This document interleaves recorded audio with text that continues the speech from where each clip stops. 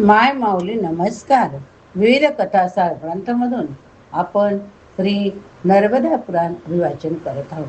तुम्ही सुद्धा हर हर नर्मदे, हर हर नर्मदे बोला, लाभ घ्या, लाभ द्या. चला तर सुरुवात करूया. पुढील भाग. श्री गणेशाय नमः, श्री कुलदेवताय नमः, हर हर नर्मदे. भाग 6. प्रलय काळात नर्मदा स्थिती वर्णन. नर्मदा स्नान शिवत्व प्राप्ती वर्णन. युधिष्ठिर म्हणाले, हे ब्राह्मण, ही परमपुण्य नर्मदा ऋषी तसेच तपस्वी महात्मा यांच्यापासून कोणत्या कल्पामध्ये वेगळी झाली? भक्त्यांमध्ये श्रेष्ठ असलेल्या आपण मला विस्ताराने सांगा. प्रलय काळात लोकांना जे कष्ट दुःख भोगावे लागले त्याच्या स्वरूपाविषयी सुद्धा सांगा. हे निष्पाप, पहिल्या कल्पात पहिले जशी ती स्थित राहिली तशी अंतिम कल्पाची तिची अवस्था सांगा. सभेमध्ये असे विचारल्यावर श्री मार्कंडेयजी सांगू लागले. काय सांगू लागले? चला तर ऐकूया. मार्कंडेयजी म्हणाले, मी आधी जी कथा ऐकली ती सांगतो. प्रथम असलेली ही कथा खूप सुंदर, सर्व लोकांचा विनाश करणारी. एक भयंकर वेळ आली. त्या महाघोर काळात सुद्धा हिचा विनाश झाला नाही. तेव्हा संत महात्म्यांनी जसे हिचे वर्णन केले ती कथा तुम्ही ऐका. ब्रह्माचा एक दिवस संपल्यानंतर प्रलय काळ आल्यावर त्यांचे मानसपुत्र त्यांच्यासारखेच श्रेष्ठ असलेले सनक, सनंदन, सनातन, सनतकुमार, महात्मा, दुसरे देवगण, यम, इंद्र, वरुण इत्यादी लोकपाल हे सर्व लोकांच्या वृत्तांतात तत्पर लोकमर्यादाचे संरक्षक असून आपल्या अधिकाराच्या वेळेपर्यंत थांबतात. त्यानंतर कल्पाचा नाश झाल्यावर त्यांचे श्रेष्ठ ज्ञान आणि आयुष्य युगाच्या व्यवस्थेनुसार नष्ट होते. ते भूलोक सोडून भूर लोकात जातात. स्वर्ग, महलोक, जनतपलोक या लोकांना क्रमशः सोडून सत्यलोकाचा आश्रय घेतात. सहस्रयुगापर्यंत पुत्रपौत्रांबरोबर राहतात. जोपर्यंत जगाची सृष्टी होत नाही तोपर्यंत ते सत्यलोकातच राहतात. ब्रह्माचे पुत्र तेथे नसतात. ते त्रिलोक सोडून आधाररहित परितत्वात प्रवेश करतात. त्यांच्याबरोबर दुसरे तपस्वी ब्राह्मणे असतात. ते ज्ञानी सुद्धा परम तत्वात प्रविष्ट होतात. यक्ष, राक्षस, पिशाच आणि इतर देवगण, ऋषी तसेच दुसऱ्या वर्गातील अन्य सर्व जीत भूमीबरोबर दुःखी होतात. त्यावेळेस 100 वर्षापर्यंत पाऊस पडला नाही. त्यामुळे वृक्षलताचा नाश झाला. संसारचा नाश करणारी ही भयंकर अनावृत्ती तीनही लोकांना व्याकुळ करणारी होती, ज्यामुळे 7 समुद्र सुद्धा सुकून गेले. सर्व लोक भुकेने व्याकुळ जाताही दिशांना फिरत होते.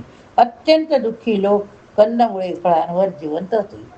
मोठ्या कष्टाने समुद्र विहिरीचा उपभोग घेत होते. ते सर्व समुद्राबरोबर सुकले. अल्प शक्ती असलेले जीव प्रथम नष्ट झाले. नदी समुद्र सुकल्यावर कुरुक्षेत्रामध्ये राहणारे 60,000 ऋषी, वानप्रस्थ, व्रतधारी, दातान्यच ओखलीचे काम करणारे ब्राह्मण, तपस्वी, हिमालयाच्या गुफेत राहणारे गुफावासी ऋषी होते. ते सर्व तहानभुकेने व्याकुळ होऊन माझ्याजवळ येऊन हात जोडून मला म्हणाले, हे महामुने, आम्ही सर्व दुःखी आहोत. आम्ही तुमच्याबरोबर कुठे येऊ की जेथे आम्ही आमचा वेळ व्यतीत करू? श्रेष्ठ मित्र, श्रेष्ठ विप्र, तुम्ही आयुष्यमान आहात. तुम्ही युगाच्या नाशामध्ये नष्ट नाही झालात. भूत, वर्तमान, भविष्य सर्व तुमच्या हृदयात स्थित. महारुद्र, महाव्रतधारी, तुम्ही याला जाणता. पूज्य आम्ही कशा प्रकारे वेळ घालवू? सर्व चराचर जग सृष्टी न झाल्यामुळे नष्ट होऊन दुःखी होत आहे. महाभाग, तुम्ही आमचे रक्षण करा, त्यामुळे आम्ही नष्ट होणार नाही. त्यानंतर मनात काही विचार करून ताबडतोब ब्राह्मणांना म्हणालो की तुम्ही स्त्रीपुत्रांसहित कुरुक्षेत्र सोडा. उत्तर दिशा सोडून आपण सर्वोत्तम अशा दक्षिण दिशेला जाऊ. नगर, ग्राम, घोडे, गाव, खेडे, मोठे शहरे असलेले अनेक शिल्पांनी सेवित नर्मदा तटावर आपण सर्व जाऊ. शंकराच्या अंगातून उत्पन्न झालेली मोठमोठ्या वृक्षांनी व्याप्त असलेली महाभाग्यशाली नर्मदा आपण सर्व पाहू. पाण्यामध्ये तरंग भोवरे असलेली बेडूक माशांनी युक्त, विविध पक्ष्यांच्या आवाजाने युक्त, करोडो ऋषींची सेवित, महेश्वराची मतानुयायी, भागवत समुदायी, तसेच संख्याचार्य सिद्धांनी सेवेत नर्मदेला पाहू. वृष्टीच्या अभावाने घाबरलेले नर्मदेच्या दोन्ही किनारी व्रत धारण करत दिव्य आश्रम बनवू असे म्हटल्यावर अनुसरण करणारे विद्यार्थी व अन्य जनांबरोबर नर्मदेच्या तटावर पोचल्यावर निर्भय बनले. प्रलय भयाचे प्रथम स्मरण करून पूर्ण कल्पाच्या भयाचे चिंतन करत आधी कलियुगात नर्मदेच्या तीरावर पोचले. तेव्हा नर्मदेच्या तटावर राहणाऱ्या देवतांना 100 वर्ष पूर्ण झाली होती. मनुष्याची 26,000 वर्ष संपली. राजन तेथे ऋषी राहत असताना मी एक आश्चर्य पाहिले. पाऊल न पडल्यामुळे संपूर्ण लोकांचा नाश झाला. सर्व चरावर चराचर सुटले. युगाची व्यवस्था छिन्नभिन्न झाली. सर्व अचेतन तसेच अहंकार करत चारही वर्णांचा लय झाला. होम बली सर्व कार्य समाप्त झाली. स्वाहाकार वषटकाराने लोकशून्य झाले. शुद्ध आचारांचा विनाश झाला. अशा भयावह स्थितीत करोडो ऋषींनी सेवित असलेली एकच श्रेष्ठ नदी शिल्लक राहिली, जिवंत राहिली. ओळखा पाहू कोणती वरे? सांगते थांबा. राजन तीनही लोकात दुसरी कोणतीही रमणीय नदी नाही, ही पुण्यजल असलेली नर्मदा. बोला हर हर नर्मदे. इंद्राची पुरी अमरावती सारखी सुंदर, देव मंदिरांनी मनोहर, आश्रमांनी स्वर्गात, मंदाकिनी गंगेप्रमाणे शोभित असते. पर्वत भाग पूर्ण वृक्षांनी भरलेला, समुद्राच्या उत्पत्तीचे स्थान असलेली ही नर्मदा गंगे समान. दोन्ही तटावर सुंदर मंदिरे आणि स्थाने शोभित आहेत. जेथे अग्नीमध्ये वन होतात, यश धुम्राने भरलेली श्री नर्मदा अनेक देव मंदिर, आश्रम, पूजा संस्कृत वर्षा समयी रात्रीसारखी पाहायस मिळते. सर्व मनोकामना पूर्ण करणारी पुण्यदायिनी श्रेष्ठ नर्मदा नदी शोभिवंत दिसते.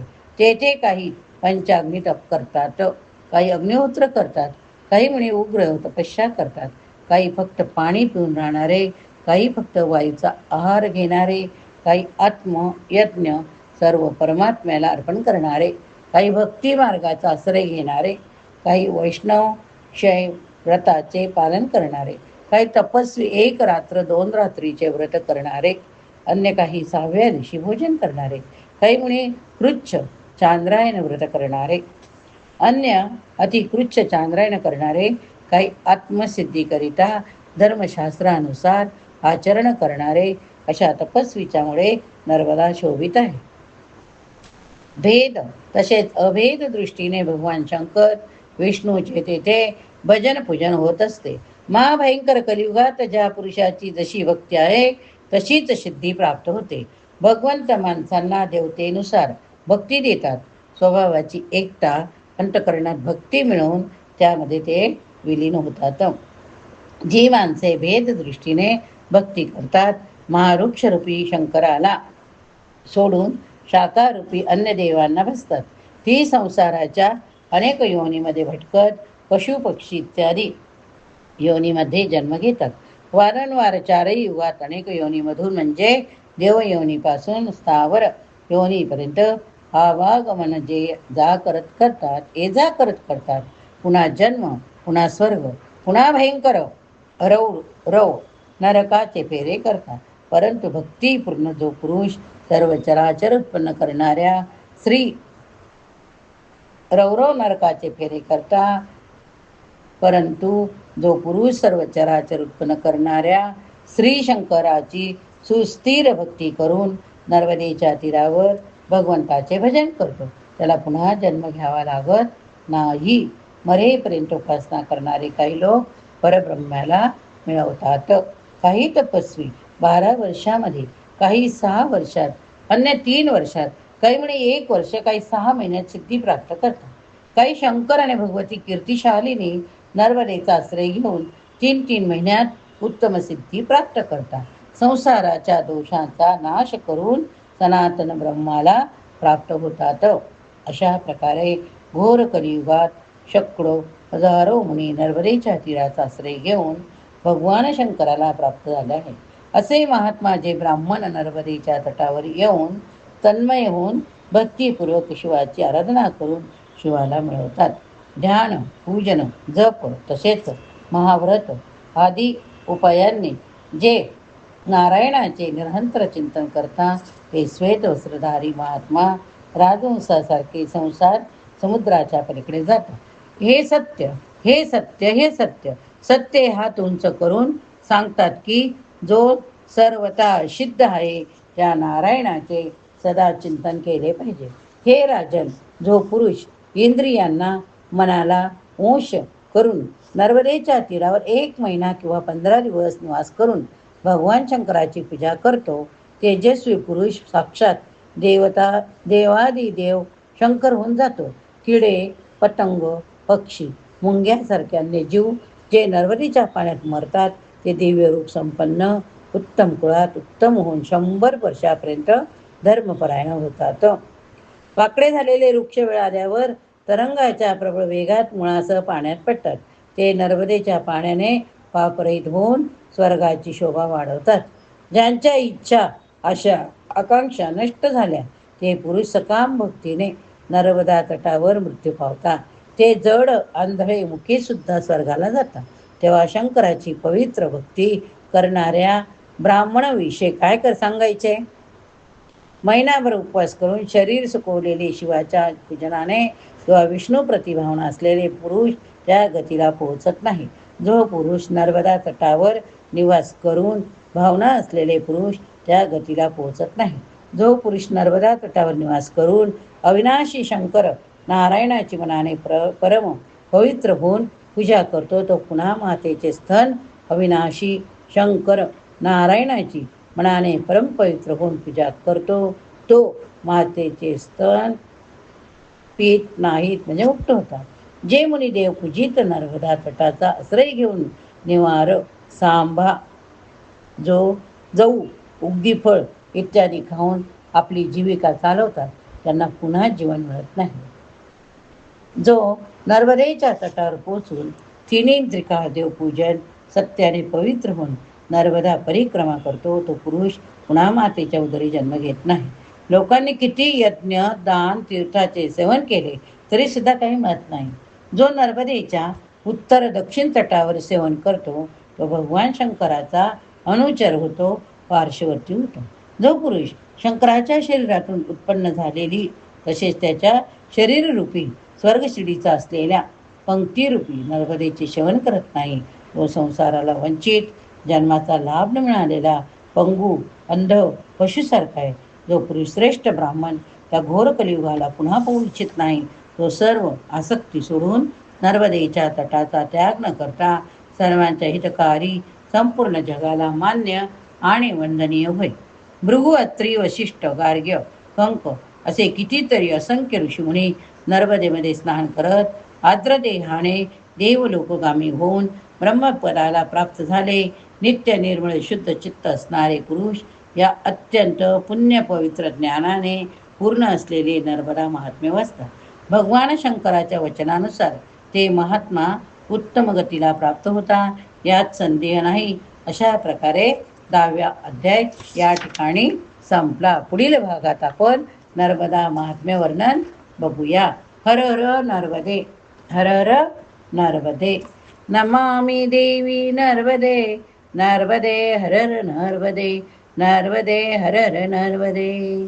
ओंकार प्रभवा देवा, ओंकार प्रभवा स्वरा, ओंकार प्रभवं सर्वं, ओंकार सचराचर, ओंकार बिंदु संयुक्तं ध्यायन्ति नित्यं योगिना, मोक्षदं कामदं चैव ओंकाराय नमो नमः, ओंकाराय नमो नमः.